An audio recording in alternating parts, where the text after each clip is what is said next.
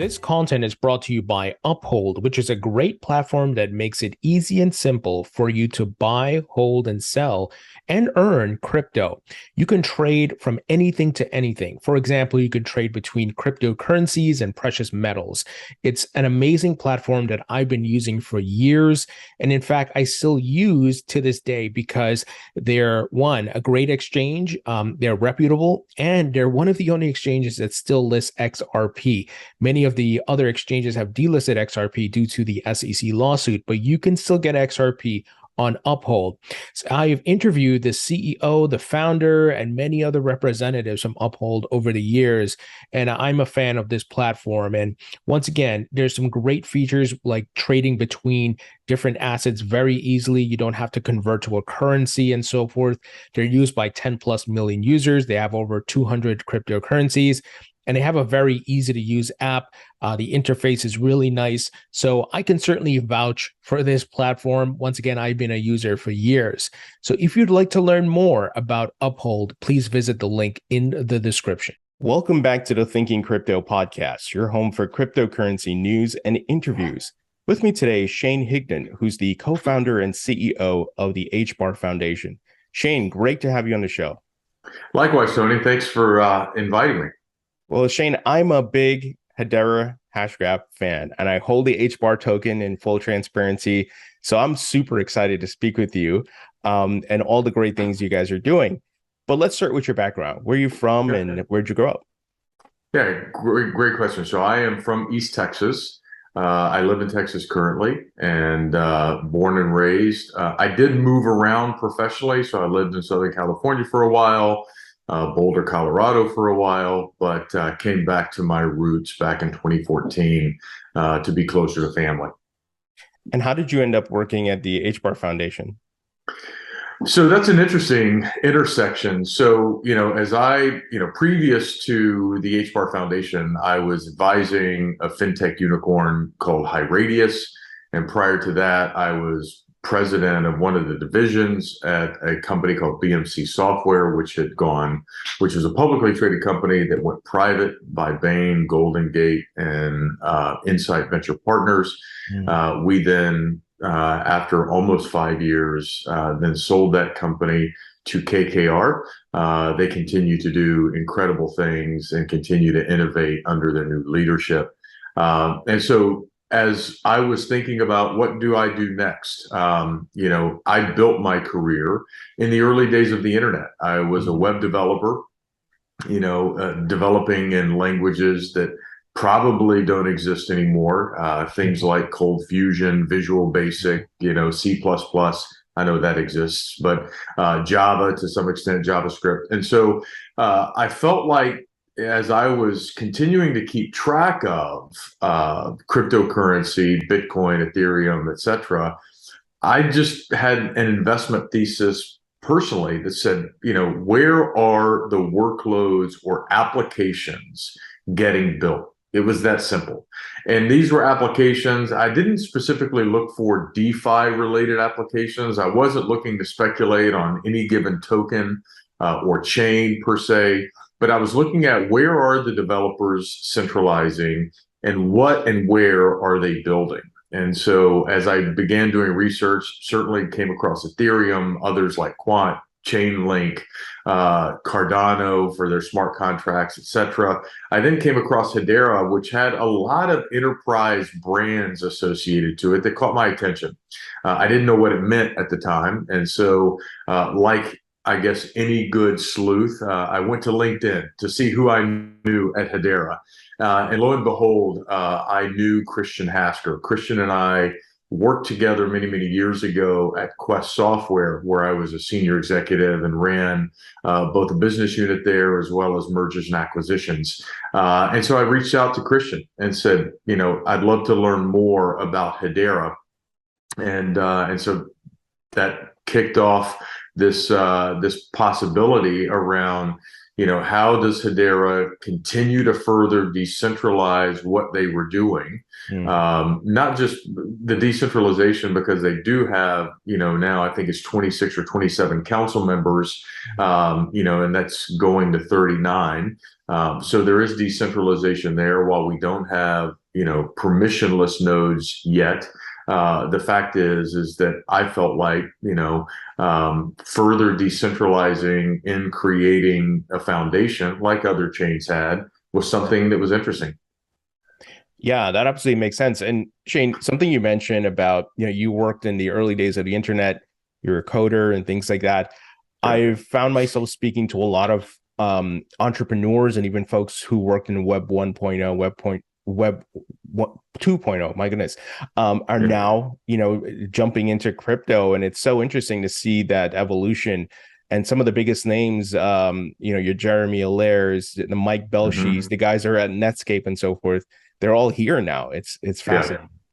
Well, and even, Mark Andreessen, right, who ultimately created that for, as an investor, they've got their, crypto fund that they created with Andreessen Horowitz. And so, there's certainly a lot pouring into this. And I think, this idea of, and I think it was Chris Dixon who said this idea of Web 1 was read, Web 2 was read write, Web 3 is read write own. I think is really interesting as a concept. And, I don't think while there's a lot of folks, including myself, that have a vision of what the future is going to look like, I don't think we really understand where this technology is going to take us. I don't think anybody could envision, what the iPhone would be today when it was first launched, or what the internet was going to be when we were first writing applications, and there's story after story where you've seen the evolution. I think the key for our ecosystem and the key for the foundation and Hedera and other chains more broadly is, have you set yourself up in a way that allows you to maneuver and or pivot to where the market goes in a really quick way. And that's why for us, we're trying to cast, for us being the foundation, we're trying to cast a wide net, right? To make sure that, again, we're not trying to pick winners on, hey, if I was a venture capitalist, oftentimes you can only have a single investment in a given market category. Otherwise, there's a conflict of interest in many ways. For us, because the return isn't in the form of internal rate of return, or IRR, which is what oftentimes VCs measure as success, we're looking for network effects, right? We're looking for things like TVL growth. We're looking for account creation. We're looking for transactions per second. All of those things are really, really important to chains. And so for us, the return, if you will, is in the form of growth of the ecosystem and the network effects associated to that. And so for us to be able to do that, we've got to invest in, key teams that either have been there and done that, or in many cases have failed and learned a lot from their failure and are going to do things differently this time. And so we want to be able to incentivize those folks to build, to create, on what we believe is the best network in the world for many reasons. Yeah, it's amazing the enterprise partnerships you guys have gotten. I remember interviewing Mance Harmon, I think it was last year, and I'm just blown away by these partnerships and the hard work that you guys are putting to get them. But before we go into a bit of that, just because there is sometimes new folks listening to these podcasts and watching, can you tell us, what makes the Hedera blockchain or network different from other blockchains out there, and why these enterprises are coming to you versus going to the other ones? Yeah, great question. So first off, we're not a blockchain. And I think that is a big difference in that, we are a HashGraph consensus mechanism that leverages a gossip protocol. So, there's not this serial need to create a block and then a set of transactions on the block. The gossip protocol allows, a message to be sent out and, received and then validated buy multiple nodes at the same time, and it doesn't require every node all the time to be able to see every transaction and or vote or on the proper transaction list associated to it. And so it makes it incredibly fast. But I think one of the things that allows us to be able to get some of these partnerships is also the mechanism of the fact that we are carbon negative. So we are the most efficient in terms of energy usage of any cryptocurrency network in the world. There's a report by UCL that has focused on comparing us to so many other, whether it's Bitcoin, Ethereum, Algorand, Avalanche, etc. And we happen to be carbon negative, not just carbon neutral. And I think, where you've got many multinational, global organizations that are looking at what is my impact in the world and how do I reduce that footprint, we become a natural destination for folks looking to do that. The other thing is the fact that our fees don't fluctuate. And I think this is a really big element. That's interesting. If you're looking to build a business, truly a business, you've got to generate revenue and you've got to manage costs. If you're an enterprise, right, costs are a very big aspect because it's the only thing you can control, right? You can't control the amount of revenue you generate or the number of users, but you can control how much it costs to deliver a service. And so for us, we've got a couple of transaction types. One is called the Hedera Consensus Service. It's the main service for our HashGraph technology and algorithm. And each of those API calls, those transactions cost 1/1000th of a penny. Then secondly is the Hedera token service. So if you're looking to create tokens, and I know we'll probably get into some use cases and folks that are, creating tokens on the network or tokenizing other assets. Those cost 1/10 of a penny. So if you're looking at building a service, you can estimate the number of HCS transactions, the number of HTS transactions, on your within your application, and you can determine if you get the kind of demand for your application, here's what it's going to cost to deliver that. That is a really big benefit to so many organizations, as opposed to having fluctuating gas fees, passing that on to the user. I think that's really important. Two other points that make us really unique is our security. Right, we have what's the best security in the world is called ABFT, or asynchronous Byzantine fault tolerant security, and it is the most secure in the world. I think you've got, when you're looking at some of the use cases on the network, that zero proof capability and security is paramount. And then finally, the speed. Right, today we're throttled at about 10,000 transactions per second.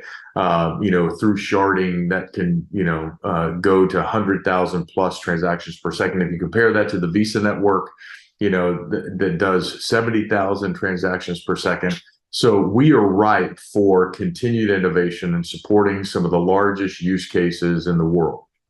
That's amazing. And obviously you've got huge names in your governing council, such as Google, Boeing, IBM, and so forth.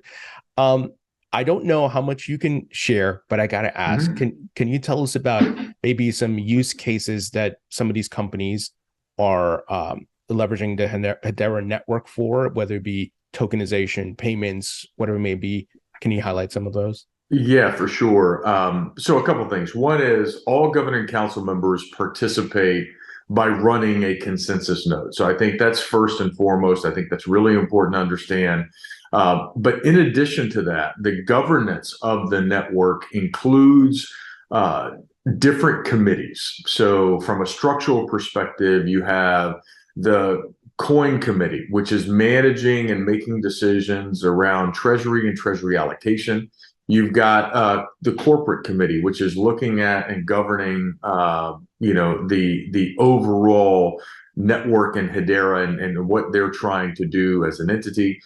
You've got the technical committee, which is governing and looking at all of the various HIPs, or what we call the Hedera improvement proposals, and making sure and prioritizing all the feedback coming from the community to make sure that we're continuing to deliver the best, most sustainable network in the world. And then finally, the membership committee. And the membership committee is focused on continue just that membership, right, from a governing council perspective. So it's they that, determine based on various candidacies who will ultimately become a governing council member.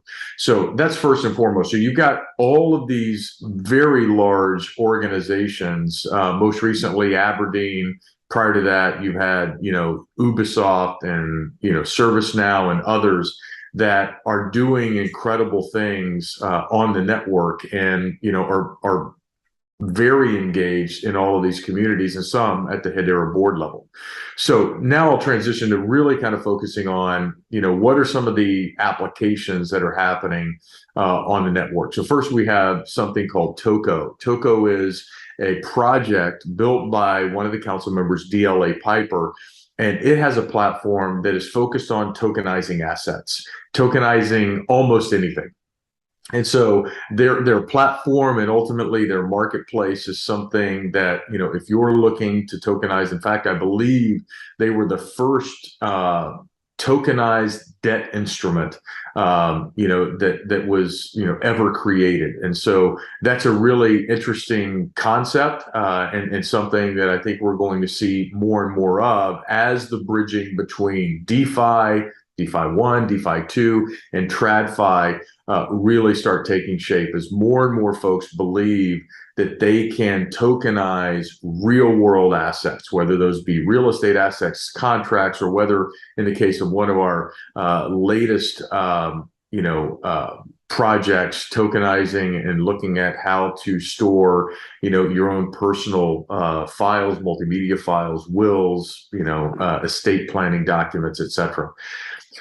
Then one is another use case is from Avery Dennison. Avery Dennison is a council member and has been for a long time, focused on, they do a lot of RFID tagging, work with some of the largest brands in the world. They created a platform called atma.io, atma.io. You can go to the website. What this is focus on chronicling billions of items from some of the biggest brands in the world, Adidas, Levi's, etc. And what they're focused on doing is helping these organizations reduce their carbon footprint. So they've created a marketplace where, they can buy and sell carbon credits and carbon offsets. And so if you're providing a physical good, and let's say that physical good goes through 12 different stages of creation, from raw material to retail sale, at each stage, a lot of these public companies now have to determine how much carbon footprint is being used at each stage. Well, if that's the case, why shouldn't I be able to buy a carbon offset to reduce my footprint? And so that's what atma.io does. It's live on the network. We've seen significant transaction volume as a result of that, and it's going to continue to grow. And then finally, I think, interestingly enough, you mentioned IBM. IBM, with their Hyperledger Fabric capabilities, there's quite a few projects that use both Hyperledger Fabric and Hedera's consensus service to bridge this, what I'll call on-premises plus cloud-based decentralized deployment mechanisms. And then lastly, ServiceNow. ServiceNow has publicly stated and created tokenizing service level agreements. So if you're familiar with centralized IT or IT organizations and many companies, IT, for the longest time was really a cost center. Many of them now are trying to become a profit center in some way, particularly with the advent of a multi-cloud world. ServiceNow, who has led so much of the cloud capabilities, particularly around IT management and HR and so many other things, and the way that we work with their solutions. Tokenizing service level agreements is really, really important. Why? Right. Today, it's a very manual process where organizations, if you've got a business unit that's dependent on your IT organization, how many resources are you using related to IT, and what was your allocation of those resources? And if you're using more than what you were budgeted, there's got to be a chargeback mechanism. Today, that's largely a spreadsheet exercise up until ServiceNow tokenizing this and trying to automate that in a more formal way. And so it's exciting to watch these behemoths continuing to push the innovation envelope. That's amazing. And those are great use cases that you mentioned, and from some of the largest companies in the world. Kind of a weird question I'm going to ask you, but and I've been trying to wrap my head around this. So Hedera is not a blockchain. However, Right. it's under the umbrella of crypto and blockchain. So what would you categorize it as? Blockchain 2.0? Like, how do you pitch it to these guys? Because I'm sure they ask you, is it a blockchain that you have, or what's the categorization that you provide for that? We believe we're in a category on our own, right? We're not. We consider to be a layer one because we have a consensus mechanism, but because of the way Dr. Lehman Baird architected and wrote the algorithm, it just becomes the fastest in the world. So when you think about speed, right? Finality for us is under 4 seconds. Look at the finality of Ethereum or Bitcoin or other networks. It's significantly longer. And so for us, we don't want to have the moniker of we're a blockchain, because that has its own connotations, which oftentimes are good from a decentralization perspective, but not necessarily from a scale perspective in terms of speed or security. And so we want to define a different class, whether you call it blockchain 2.0. Again, I personally don't like that, only because that kind of puts us under that blockchain umbrella. And we want to say, hey, there's a new and different way to do what many blockchains were and are trying to do. And this is us. And I think as we continue to evolve the network, this last year we became fully open sourced. I don't think a lot of people know that still. So on August 5th of this year, the entire algorithm and everything above it and below it is completely open sourced. And so that's really, really important, because now, guess what? Any project anywhere can download the full source code and effectively begin writing and creating. The other thing that's happened is we become EVM compatible. So if you have if you want to take your Solidity-based, application, put it directly on the EVM and begin to run it natively on Hedera. There's no need to do a layer 2 roll-up to make this happen. It makes it really, really simple. And I think that's why we're seeing so many projects coming from Solana, Polygon, and others, NFT projects that are just exploding because we made it really simple.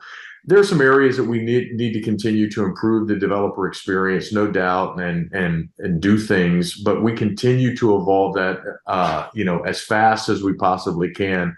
And we've made great strides into connecting to, some of the latest and greatest developer tools, great strides. And, just yesterday we announced native staking on the platform. And so there's a lot of things that we've been doing because we've been very methodical about the way we ultimately build this network. That's exciting. And I want to talk about the token, the HBAR token. It recently was listed on Coinbase. I know a lot of people are waiting for that. Can you tell us about that? Yeah, it's Coinbase is one of the biggest exchanges in the world, and certainly in the US. And I think that, it was one of those things where, again, Hedera generally had not been focused for a lot of reasons on, US exchanges or exchanges in general, largely because we wanted to be very focused, and we wanted to be regulatory compliant. It's what we've always really tried to do.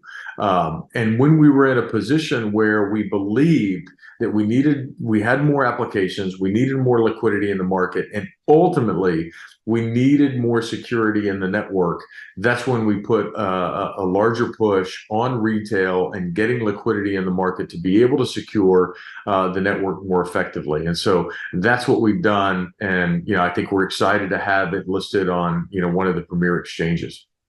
For sure. Now, you guys are obviously working on a lot. Is what's on the roadmap for the remainder of 2022 and then into 2023? Anything you can highlight? And I know sometimes things are under wraps, but anything that you can share there? Yeah. So, the way that we structured the foundation, if you recall, we had 4 funds and 2 what we're calling market development funds. The crypto economy fund, which we've largely focused on on-ramps, exchanges, and wallets, and the things that you've seen us announce and do. We feel like we've done really good in that area in terms of continue to build out the ecosystem to allow people, to build applications, to, get access to HBAR and others, and store, their various tokens, whether HBAR or otherwise. We've gotten some native DeFi, DEXs, Saucer Swap, HeliSwap, and others. There is more coming. And so we continue to be bullish on what we're doing in that space to continue to build out what I'll call crypto side of, the network. Then we've got the Metaverse Fund. The Metaverse Fund, we've been really busy in that. That used to be called the Consumer Engagement and Brand Loyalty Fund. We've since, named that the Metaverse Fund, focusing a lot on the creator economy, NFT projects. There's more and more that you're going to continue to see from us in that vein. And we continue to deploy funds in that area because we just think, NFT equals ownership, and, how is that going to continue to take shape as we've made, investments in, companies like Metaverse and projects like Metaverse that have projects like the Mall and so many others that we're excited about. We also have our sustainability or sustainable impact fund, where we made a lot of investment related to ESG initiatives, environmental social governance initiatives across the world.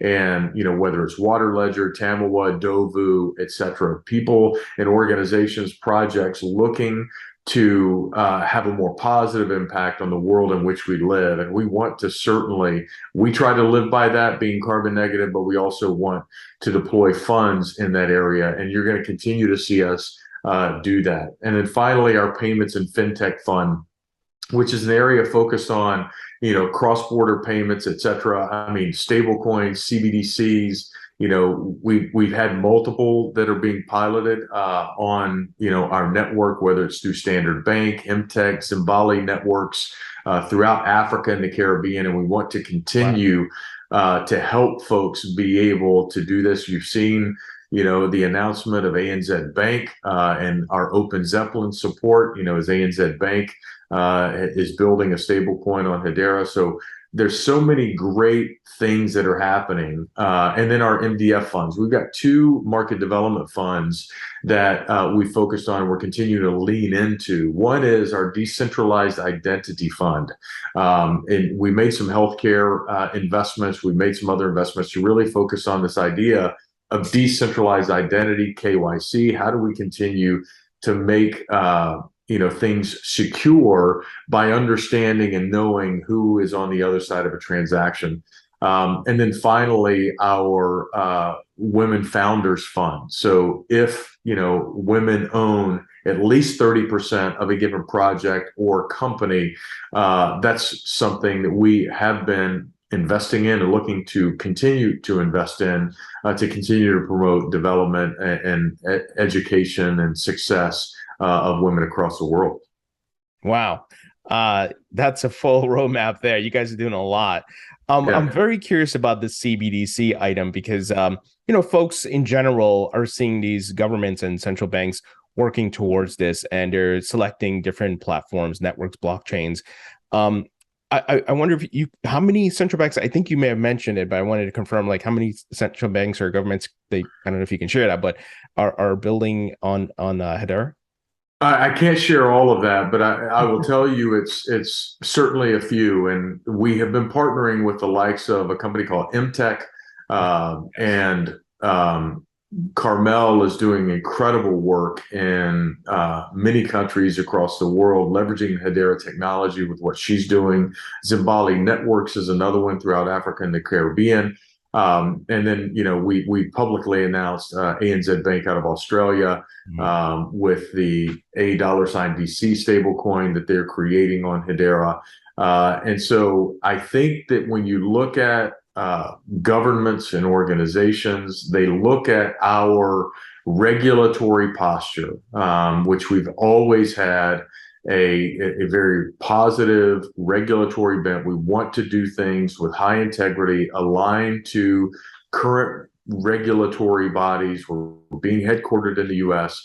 And so our approach is really to educate and have conversations with various regulators throughout the journey. And these include centralized governments. And so we're not necessarily driving those agendas, but we want to be a part of it. We want to be a part of the conversation. We know that where regulation and CBDCs and stable coins are today is not where they're going to be in a year or 5 years from now. And so what does that look like? And that goes back to my earlier comments. We have to be prepared as an ecosystem to be able to support and pivot as necessary to support, these key initiatives that are going to be a part of our children's future. Yeah, absolutely. Let's talk about crypto winter. Obviously, we're in a bear market. It's tough out there, macroeconomic factors. But look, it's all market cycles. This has happened in 2018, 2019, and even, years before. What are your thoughts on when we might come out of crypto winter and see crypto spring? So I don't have a point of view per se on when we're going to come out of it. I don't watch, the hash rates or anything like people look at the halving rates of Bitcoin and others. I really am focused on the activities of the ecosystem and what are we building. I don't know if you guys have seen that video of Jeff Bezos. In the early days of Amazon, the stock had gotten pummeled. It was, I don't know, $6 or $7. And, he makes the comment like, hey, look, I'm looking at all of our internal metrics and everything is up and to the right. And I'm paraphrasing what he said. And I that's exactly what we're doing. I'm looking at our account growth. I'm looking at our TVL growth. I don't know if you've seen, but as of last week, our TVL growth has surpassed Cardano. So we're feeling really, really good about the projects we're investing in. Our TPS, it has cranked. I mean, we're just slightly below stellar right now in terms of transactions per second. We've done more transactions than the Ethereum network at over 2.5 billion transactions. So all of the things that we are doing, the amount of money we've deployed over $360 million across 175 projects since the beginning of this year. So if I look at all the things that we're doing the right things. They're up and to the right. Our account creation has more than quadrupled since we created the foundation, and it continues to grow on a daily basis. All of those things are right. And so I believe that based on that, we are going to see massive success in this network as we come out of crypto winter, which, as many know and are seeing, given how much now we are tethered to the NASDAQ. I mean, the rise and fall of, our market, almost mirrors the rise and fall of the NASDAQ. And so, for us, I do think us being those in crypto, I do think the macroeconomic environment does have an effect on us. And I believe that as we get out of some of this inflationary period and back to, a more stable economic environment, that you're going to see, crypto flourish again. And I want to have us poised to be able to ride, that wave. And I think that we are, based on all the activities and things that we've been doing over the course of the last year as a foundation, and certainly over the course of the last several years as Hedera, as Swirls Labs, and as the foundation as building this ecosystem. For sure. I want to ask you about crypto regulations because there's a lot going on. I mean, it's kind of messy, but I think it looks like we're making progress. You have the Biden executive order. You have bipartisan support for crypto now, both sides of the aisles. You have the Lummis-Gillibrand bill. But yet you have the SEC and their enforcement actions, and now the CFTC. They just went after Oki Down, and the U.S. Treasury going after Tornado Cash. What are your thoughts? And are you optimistic that we're moving in the right direction? We'd love to get from a building standpoint what you guys are seeing from your end.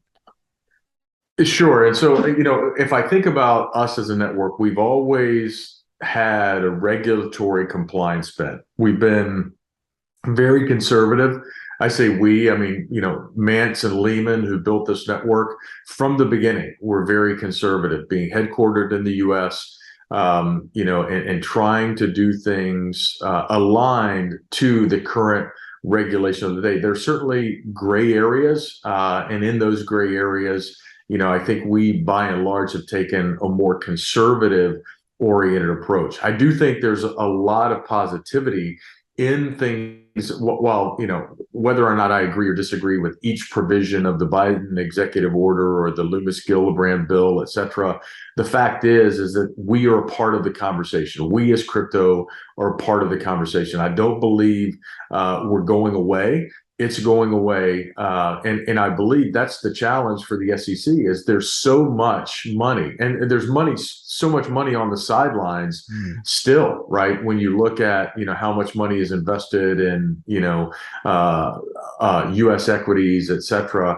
There's this idea that at some point our market cap from a crypto perspective has to be taken into account by the SEC and determining, how can they play well with who we are. You see different things, whether it's the SEC Ripple case and what, Brad Garlinghouse and others, are thinking. I mean, there's so much that we don't know and don't see related to that, but I'm an optimist. I think that there is going to be regulation that comes, and with regulation comes more certainty and clarity.